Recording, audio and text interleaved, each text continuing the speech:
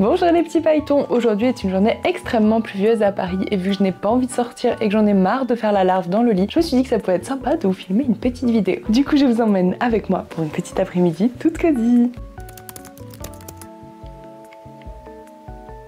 Bon déjà, on va commencer par faire le lit, ça sera déjà un bon début.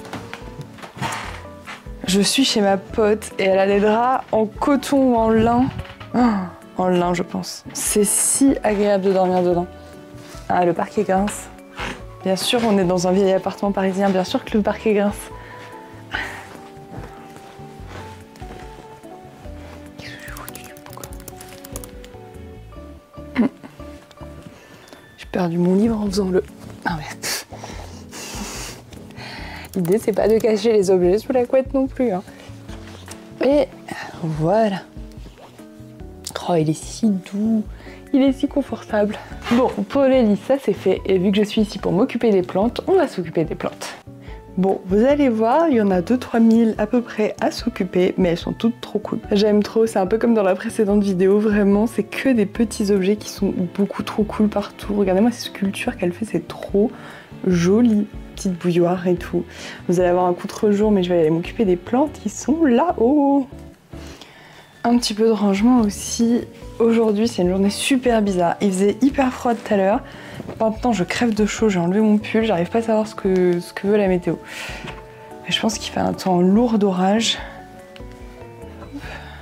Bon, je me suis occupée de celle-là en premier, je lui ai rajouté plein d'eau. C'est trop bien, c'est un pot en terre cuite, non verni, du coup, qui laisse absorber l'eau.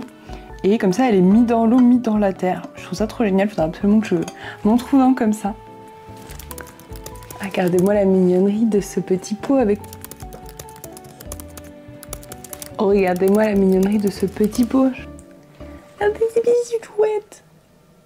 Je l'aime trop. En plus avec les fleurs violettes à l'intérieur. Maintenant j'ai beaucoup trop envie de m'acheter des petites tasses de thé beaucoup trop chaudes pour mettre des plantes dedans, c'est adorable. Ouh, les toutes petites comme ça va être chouki.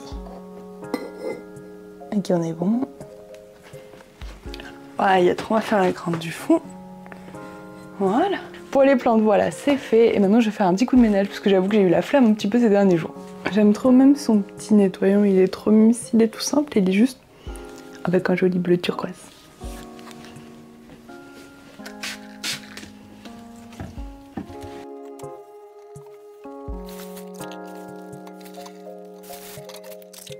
Voilà, ça c'est fait, une bonne chose de faite, la cuisine de nettoyer, la vaisselle de faite. J'ai passé un petit coup dans la salle de bain aussi, j'en ai profité, quitte à avoir le produit dans les mains, autant tout faire. C'est l'avantage des petits apparts, c'est que c'est vite fait. Un petit coup d'aspirateur et je pense qu'on est bon. Donc voilà, je me suis dit que ça pouvait être hyper sympa de se poser pour un petit peu de dessin. J'ai notamment ces illustrations là à finir, que j'aime beaucoup. J'ai commencé chez Orlan la dernière fois, une petite cabane dans la forêt qui est très jolie. Du coup, je me suis dit que j'allais tranquillement la mettre à l'aquarelle avec vous. Du coup, je vais mettre en couleur cette illustration-là, qui est une cabine que j'ai déjà faite chez Orlan la dernière fois. Et je me suis dit que ça pouvait être sympa cette journée de se poser et de faire un petit peu d'aquarelle, ça me changerait les idées.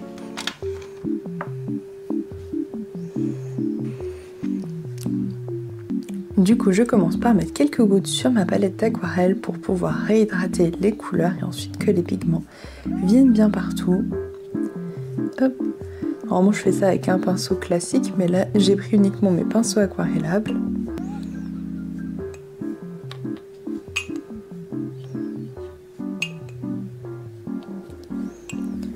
Hop.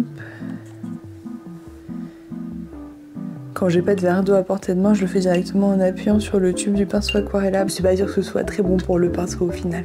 Bon, je réhydrate toutes les couleurs, même si je pense pas que j'en aurais besoin de toutes. Par exemple, ce violet, je ne pense pas. Mais bon, je me dis ça ne leur fait pas de mal. Puis on sait jamais, au détour d'une ombre ou d'un petit détail, est-ce qu'on aurait besoin d'une couleur? Parfois, je m'amuse d'en mettre juste pour le plaisir des yeux. Voilà, tout le monde a été réhydraté, donc c'est parti. Je commence par mettre les petites zones de bleu, là où on verra le ciel en arrière-plan. J'essaye de pas dessiner sur mes traits de pinceau parce que c'est du bleu avec du blanc à l'intérieur, du coup c'est assez couvrant. J'essaye d'en mettre un petit peu de partout, comme ça on voit bien le ciel entre les branches de l'arbre.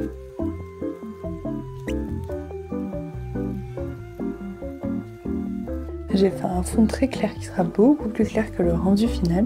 Et quand j'ai beaucoup de pigments au début, quand je viens de tremper mon pinceau dans le godet d'aquarelle, ce que j'aime bien faire, c'est de le déposer à plusieurs endroits. Comme ça, je dépose des pigments partout et ça évite d'avoir un côté de l'illustration qui est très saturé en pigments et l'autre après où on a vraiment étiré la peinture. Donc là, je commence tout mon chalet avec une base plutôt marron clair et après, je viendrai foncer et mettre des ombres de partout. En aquarelle, il faut bien penser à faire dans ce sens-là. On commence par plus clair et on monte après les ombres. Après, bon, on peut toujours utiliser de la gouache pour faire des rais de lumière. Je sais que parfois, je fais ça aussi.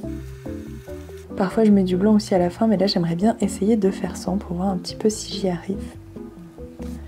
Donc là, j'ai l'impression que dans mon arbre, il y a un petit peu de bleu dans l'ombre. Comme ça, là, ça va être bien séparé du reste. Je pense que pour le toit, je viendrai rajouter une deuxième couche de rouge. C'est drôle parce qu'on dirait presque du noir, mais non, ça reste du bleu.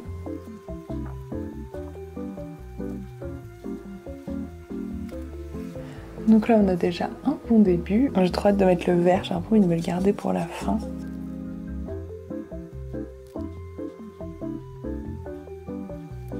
Allez, je vais commencer à mettre un petit peu de vert, maintenant que j'ai bien posé des bases sur la maison.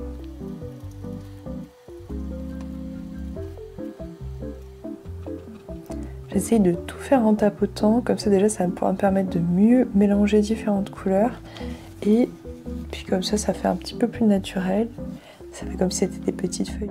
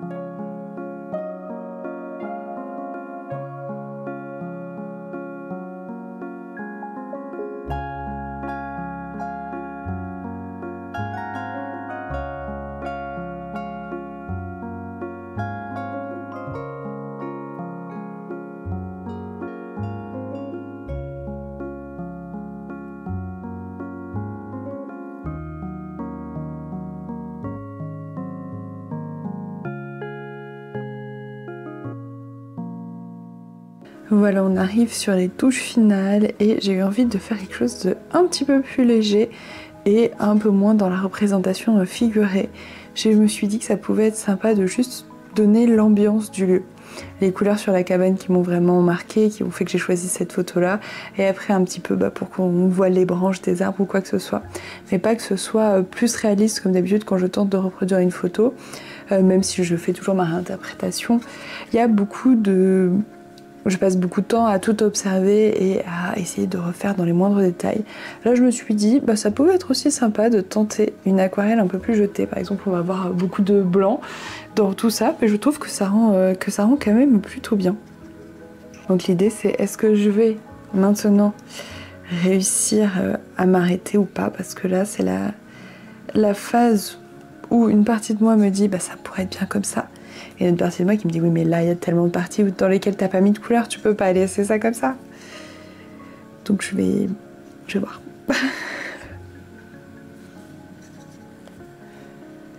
En même temps je me dis que ça peut être pas mal pour une sorte de petit quick sketch. Bon l'appareil photo a coupé, du coup je pars du principe qu'il faut s'arrêter de dessiner maintenant et je vous montre ce que ça donne. Et voilà pour le résultat final. Franchement, ça rend hyper bien. Je suis très contente. Je pense que la porte est un tout petit peu trop saturée en jaune par rapport à la réalité. Mais à part ça, on est vraiment bien. On sent bien qu'il y avait bleu, orange dans les couleurs de la cabane et le vert autour. C'était trop chouette avec l'arbre en premier plan, très contrasté. Je suis plutôt contente du résultat d'avoir un truc beaucoup plus jeté. C'est aussi très chouette. Du coup, maintenant, je vais me poser un petit peu pour lire. Et les jours de pluie, une des meilleures choses à faire, c'est de se faire un petit thé. Mais d'abord, je vais faire un zoom sur cette théière qui est la plus petite théière que j'ai jamais vue. Mais il y a 2 anses. Si vous savez, pas de surprise pour vous, mais si c'est la première fois que vous voyez ça, tadam! Incroyable, ça se sépare en tasse et théière. Mais du coup, vraiment, c'est une mini théière. Donc voilà, elle est vraiment trop chou avec son petit chapeau. Voilà, trop mimes ces petites fleurs et tout. Je ne vais pas l'utiliser. Non, moi je fais directement le thé dans ma tasse. Mais je vais vous montrer toute la collection de thé qu'a ma pote, c'est incroyable. Allez, lançons l'eau, ça fait de la lumière en plus. Vraiment, elle a une quantité de thé incroyable. Déjà, tous les Lupicia de cette marque, chaque boîte est beaucoup trop belle. Le design à chaque fois en rond avec des illustrations originales en fonction du thé qu'il y a dedans. En plus, il y a souvent des trucs qui brillent. C'est vraiment trop stylé. Elle en a plein et après à l'intérieur, t'as les senteurs et les goûts différents. Des petits dallemins, ils sont trop mimes. Ils sont trop mimes. J'avoue que c'est chez elle que j'ai découvert cette marque et que j'ai beaucoup trop envie d'en acheter. C'est vraiment délicieux. Et puis il me reste à ouvrir ça. Ce n'est pas des cookies ni une boîte de goûter à l'intérieur. Et c'est rempli à nouveau de thé de cette marque-là. Et vraiment celui-là, le velouté d'automne, est incroyable. Il y a plein de senteurs et de goûts hyper différents. Du coup, j'aime bien farfouiller dans tout ça et voir ce qui m'inspire le plus. J'ai trop de la chance, donc je vais réfléchir et je vous dis ce que j'aurais pris. Voilà, ça se joue entre celui-là avec un petit chat sur la boîte qui sent très bon et celui-ci qui a une senteur cookie qui a l'air délicieux. Je vais voir. Je pense que je vais prendre plutôt celui-là. Il m'a l'air bien en accord avec la lecture du moment. Je lis Bienvenue à la librairie Yunam de Wang Bohem. J'espère que j'ai tout bien dit, c'est du coréen, c'est une pote qui m'a offert ça. Et c'est la première fois que je lis un roman qui se passe dans une librairie coréenne. J'ai hâte de voir quelles seront les différences par rapport à ce que j'ai l'habitude de lire.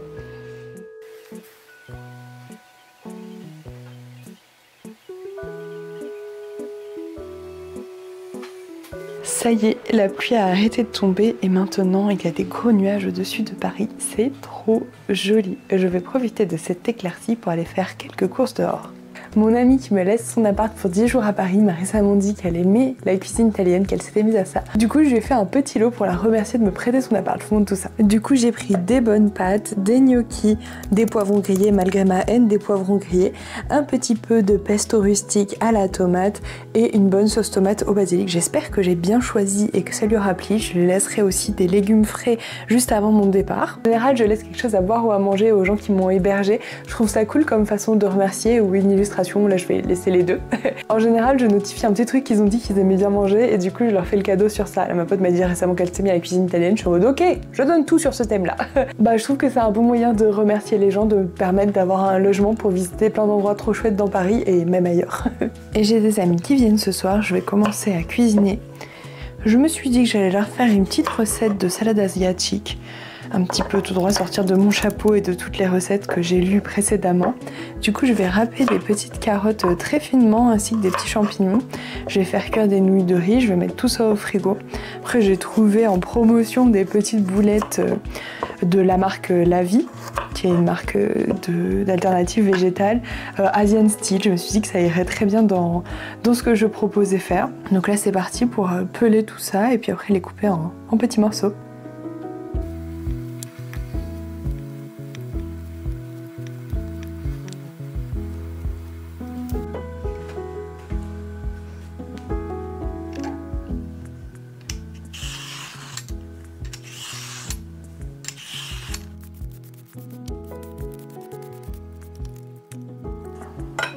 Je suis contente, j'ai trouvé la râpe à carottes.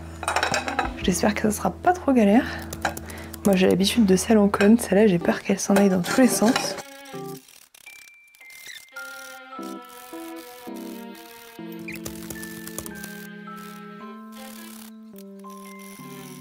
Bon voilà, j'ai fait chauffer de l'eau et maintenant l'idée c'est d'aller réhydrater les vermicelles de riz avec ça. Et pendant ce temps-là, je coupe des petits champignons.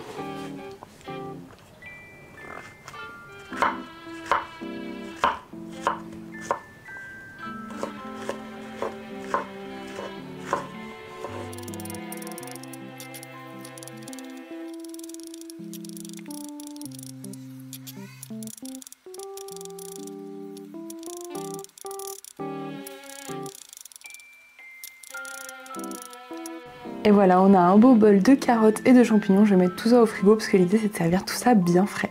Je vais maintenant m'occuper de rincer les nouilles et de les mettre elles aussi au frais. Et voilà, je vous parlais de ces fameuses petites boulettes de la marque La Vie qui sont trop chouettes. En plus, j'ai une offre anti-gaspi parce que la date limite de consommation arrivait à la fin de la semaine. Donc c'est vraiment très chouette de les avoir à ce prix-là. J'espère que ça plaira à mes poches. Je vais les passer 5 minutes à la poêle juste avant qu'on passe à table. Et je pense que ça apportera une bonne petite saveur au plat que j'ai déjà fait. Je vous lis à l'intérieur, il y a des protéines de soja réhydratées, de l'huile de tournesol, des arômes naturels, du sel, du jus de radis, ainsi qu'un correcteur d'acidité. Franchement, ça a l'air vraiment génial. Donc, j'ai hâte de leur faire goûter aussi. Et de vraiment pas dans le champ, mais de loin. Décidément, je t'en ai posé des questions. Est-ce que tu m'as envoyé toi?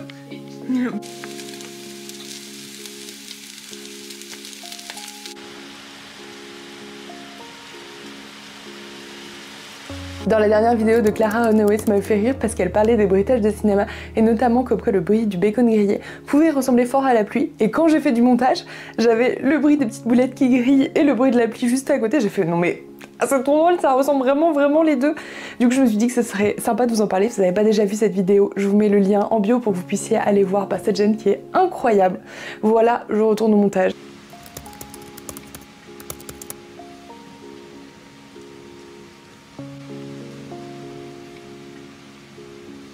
Et voilà, c'est la fin du vlog. J'espère que cette petite bulle de douceur vous aura plu, vous aurez aimé passer cette journée pluvieuse avec moi. N'hésitez pas à me laisser un petit commentaire, à me dire ce que vous en avez pensé et ce que vous aurez pris comme thé par exemple. Et je vous fais plein de petits bisous et je vous dis à bientôt, bye bye tout le monde.